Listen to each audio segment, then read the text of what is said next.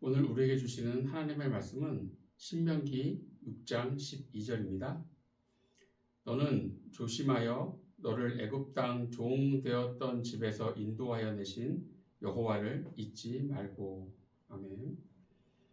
오늘은 물에서 포도주로 변하는 성도, 물에서 포도주로 변하는 성도라는 제목으로 말씀을 증거하도록 하겠습니다.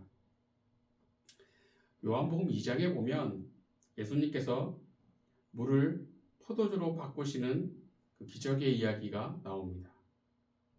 아무 맛도 향기도 빛깔도 없는 물을 맛도 좋고 향기도 좋고 빛깔도 고운 포도주로 바꾸셨어요.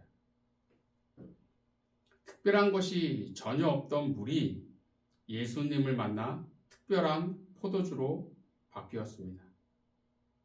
그렇다면 우리는 어떨까요? 우리 역시 아무 맛도 없고 향기도 빛깔도 없는 너무나도 평범한 물과 같은 자들이었습니다. 그런데 예수님을 만나 그리스도인이 되었어요. 그럼 맛도 좋고 향기도 좋고 빛깔도 고운 포도주와 같은 그리스도인으로 바뀌어야 하는데 정말 그렇게 바뀌었을까요? 예수님과의 만남은 두 길 중 어느 길로 갈지 선택해야 하는 갈림길에 서 있는 것과 같습니다. 한쪽 길은 그대로 물로 남는 것이고 다른 길은 포도주로 변하는 것입니다. 영생을 원했던 부자 청년은 예수님을 만났지만 포도주가 아닌 물로 남는 것을 선택했어요. 반면 삭개오는 예수님을 만난 후 물이 아닌 쓰임받는 포도주로 변하는 길을 선택했습니다. 예수님께서 고향인 나사렛에 가셨는데 나사렛 사람들은 나사렛에서 무슨 선한 것이 나겠냐며 예수님을 무시했어요. 즉 나사렛 사람들은 포도주로 변할 길을 저버리고 물로 남는 선택을 한 겁니다. 반면 누가복음 8장에 보면 막달라 마리아라는 여인이 나옵니다. 그녀는 귀신 들린 여인이었는데 예수님을 만나 치유받은 후 예수님이 십자가에서 죽음을 당하실 때도 끝까지 예수님의 곁을 지켰어요. 즉 막달라 마리아는 예수님을 만난 후 특별한 포도주로 바뀐 그 길을 갔습니다. 지금 여러분의 삶은 어떻습니까? 예수님을 믿는 그리스도인으로 어떤 맛과 어떤 향기와 어떤 빛깔을 내며 살아가고 있습니까? 혹시 그리스도인이면서도 여전히 물로 남아 아무런 맛도 향기도 빛깔도 없는 삶을 살아가고 있는 건 아닙니까? 그렇다면 예수님을 만났음에도 포도주로 바뀌지 못하는 이유는 무엇일까요? 첫째는 주님의 은혜와 축복을 쉽게 잊기 때문입니다. 한 남자가 새 차를 너무나 사고 싶은 마음에 이렇게 기도했어요. 주님, 만약 새 차를 주시면 교회도 열심히 다니고 늘 감사하며 살겠습니다. 얼마 후 그 기도가 응답되어 새 차를 갖게 되었어요. 얼마나 좋은지 광 내고 사진 찍고 감사헌금하고 모든 것이 하나님의 은혜라며 주위 사람들에게 간증까지 했어요. 그런데 일주일 뒤 아침에 밖에 나가보니 밤사이에 누군가 차에 흠집을 낸 겁니다. 그러던 남자는 하나님, 왜 하필 제 차입니까? 제가 뭘 그렇게 잘못했습니까? 라며 하늘을 향해 소리쳤어요. 일주일 사이에 감사가 불평과 불만으로 바뀌었습니다. 어쩌면 우리가 이 남자처럼 하나님의 은혜와 축복을 너무나 쉽게 잊는 건 아닐까요? 만약 장기 이식을 받아서 새 삶을 얻은 사람이 있다면 그는 기증자가 베푼 선행을 잊을 수 없을 거예요. 큰 화재가 발생해 이제 죽었구나 하는 순간 기적과 같이 한 소방관이 나타나 자신을 구해준다면 그 소방관을 잊을 수 있을까요? 우리도 사망에서 기적적으로 살아난 생존자입니다. 십자가는 원래 죄 많은 우리가 져야 했어요. 그러나 예수님께서 대신 십자가를 지시면서 우리를 죽음에서 살리셨습니다. 그러면 당연히 우리는 예수님을 잊어서는 안 되고 평생을 감사함으로 살아야 합니다. 그런데 현실은 어떨까요? 잊지 말아야 할 예수님을 잊고 살 때가 너무나 많다는 거예요. 오늘 본문 12절을 보겠습니다. 너는 조심하여 너를 애굽 땅 종 되었던 집에서 인도하여 내신 여호와를 잊지 말고. 모세는 이스라엘 백성들에게 하나님을 잊지 말라고 하는데 모세가 잊지 말라고 한 하나님은 어떤 하나님일까요? 이스라엘 백성을 노예로 고통당하던 애굽 땅에서 인도하신 하나님이라는 거예요. 이스라엘 백성은 애굽에서 노예로 살았습니다. 그리고 아들을 낳으면 죽여야 하는 끔찍한 환경에 있었어요. 하나님께서는 이렇게 비참하고 처참한 환경에 있던 이스라엘 백성을 애굽에서 건져주셨습니다. 그래서 모세는 그런 하나님을 결코 잊어서는 안 된다고 한 거예요. 누가복음 17장에 보면 예수님께서 문둥병 환자 10명을 만나게 되는데 이들은 예수님에게 자신들을 불쌍히 여겨달라고 합니다. 그래서 예수님은 이 문둥병 환자 10명에게 제사장에게 가서 몸을 보이라고 말씀하셨어요. 당시 문둥병 환자는 마을에서 추방되어 따로 생활해야 했습니다. 그런데 병이 나았다고 해서 바로 집으로 돌아갈 수 있는 게 아니에요. 제사장에게 치유되었음을 확인받아야 집으로 갈 수 있었어요. 그래서 예수님은 이 10명에게 제사장에게로 가라 그렇게 말씀하신 겁니다. 그런데 누가복음 17장 14절을 우리 함께 봅니다. 보시고 이르시되 가서 제사장들에게 너희 몸을 보이라 하셨더니 그들이 가다가 깨끗함을 받은지라. 본문에 보면 그들이 가다가 깨끗함을 받은지라 라고 말씀하고 있어요. 이들은 병이 나은 상태에서 제사장에게로 간 것이 아닙니다. 병을 치유받은 것도 아닌데 예수님의 말씀만 믿고 제사장에게로 간 거예요. 이들의 믿음은 칭찬받아 마땅한 믿음입니다. 그러나 누가복음 17장 17절을 함께 봅니다. 예수께서 대답하여 이르시되 10사람이 다 깨끗함을 받지 아니하였느냐? 그 9은 어디 있느냐? 병을 치유받은 사람은 10명인데 예수님께 돌아와 감사함을 표한 자는 사마리아인 딱 한 사람뿐이었습니다. 당시 유대인들은 사마리아 사람을 사람으로 취급하지 않았어요. 짐승 보듯이 했습니다. 그러나 성경은 유일하게 감사를 표한 사람이 사마리아인이라고 말씀하고 있어요.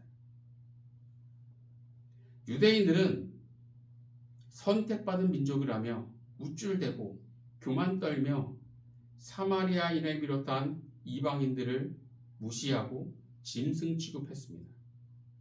그런데 문둥병을 치유받은 9명의 유대인들은 받은 은혜를 금세 잊어버리고 감사하지 않았어요. 선택받았다면 맛 좋고 향기 좋고 빛깔도 고운 포도주와 같은 자들이 되어야 하는데 받은 은혜와 축복도 금세 잊어버리는 물과 같은 자들이었다라는 겁니다. 지금 여러분의 모습은 어떻습니까?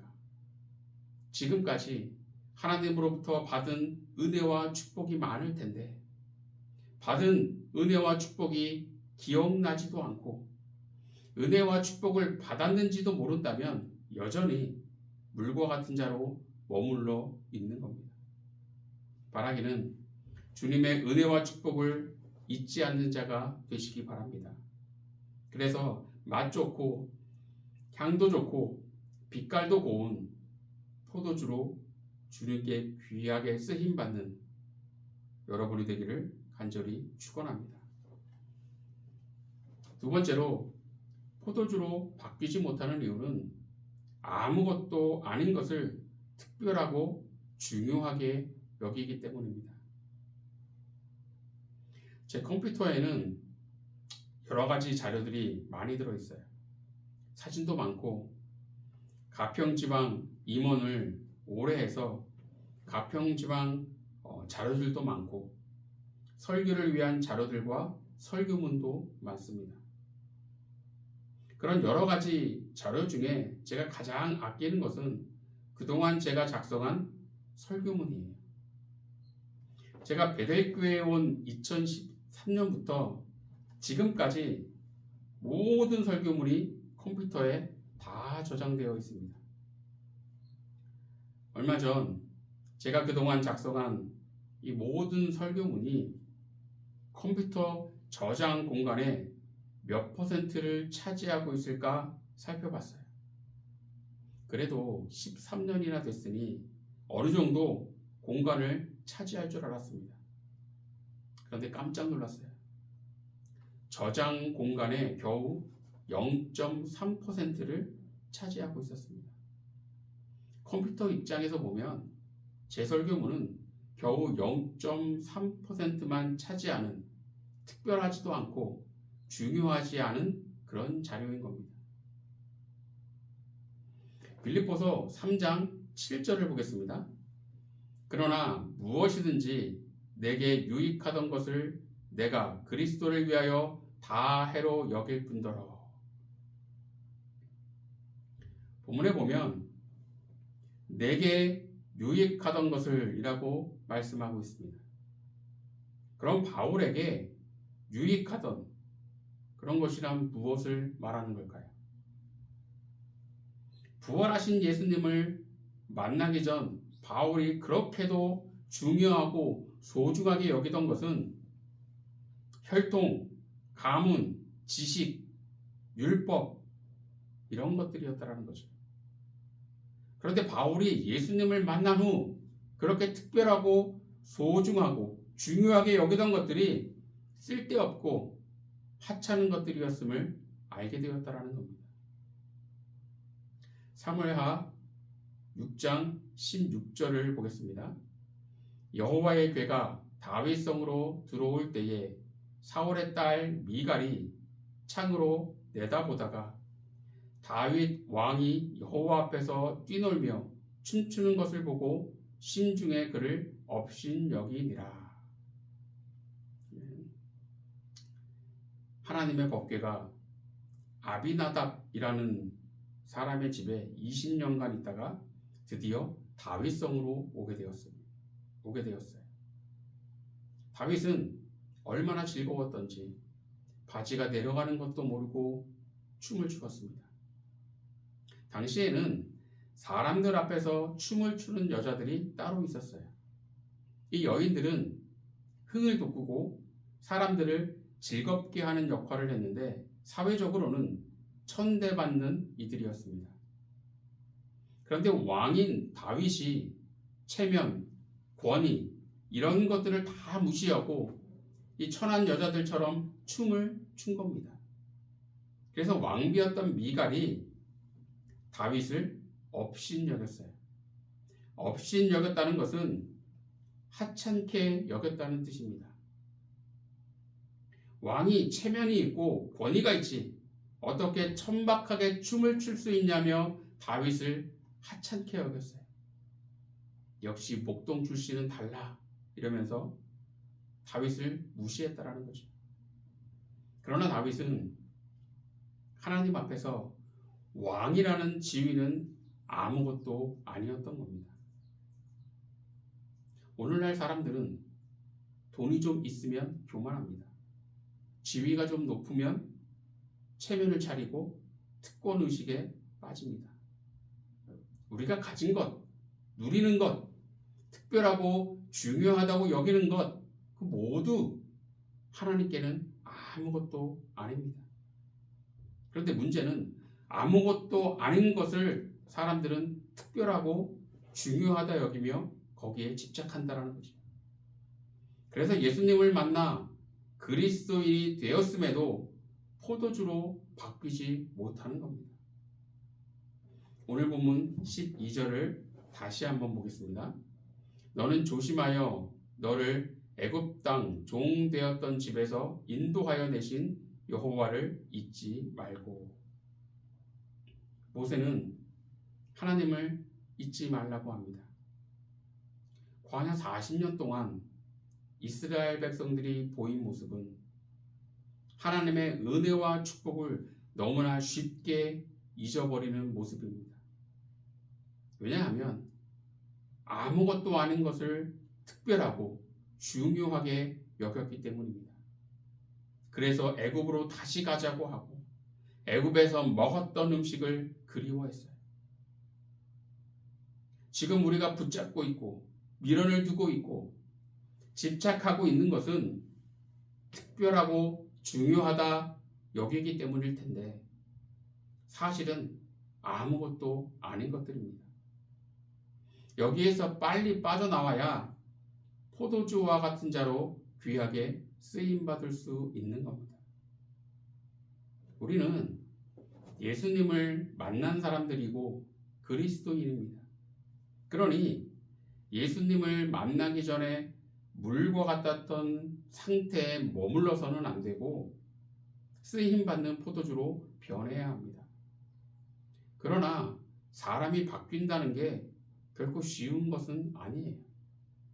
그것이 얼마나 힘들면 흔히 사람은 고쳐 쓰는 게 아니다 라는 말을 할 정도입니다.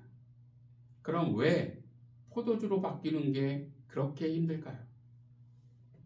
첫째는 주님의 은혜와 축복을 쉽게 잊기 때문이고, 둘째는 아무것도 아닌 것을 특별하고 중요하게 여기기 때문입니다. 우리는 이 두 가지를 빨리 개선해야 합니다. 그래야 물에서 포도주로 변하는 믿음의 사람이 되는 겁니다. 이것을 잊지 마시고 맛 좋고 향도 좋고 빛깔도 고운 포도주와 같은 성도로 바뀌는 가운데 주님께 귀하게 쓰임받는 저와 여러분이 되기를 간절히 축원합니다. 기도하겠습니다. 하나님, 저희들은 주님을 믿는 믿음의 사람들인데 그럼에도 불구하고 여전히 물과 같은 자로 남아있는 건 아닌지, 저희들 이제는 변화되어 포도주와 같은 자로 주님께 영광 돌리는 믿음의 사람이 될 수 있도록 인도하여 주시옵소서. 많은 것들이 우리를 여전히 물로 머물게 하려 하지만 저희들 끝까지 주님을 붙잡고 주님을 의지하는 가운데 포도주와 같은 자로 변하여 하나님께 쓰임받는 자로 귀하게 주님 앞에 설 수 있도록 주님께서 인도하여 주시옵소서. 모든 것 주님을 의지하오며 예수님 이름으로 기도드리옵나이다. 아멘.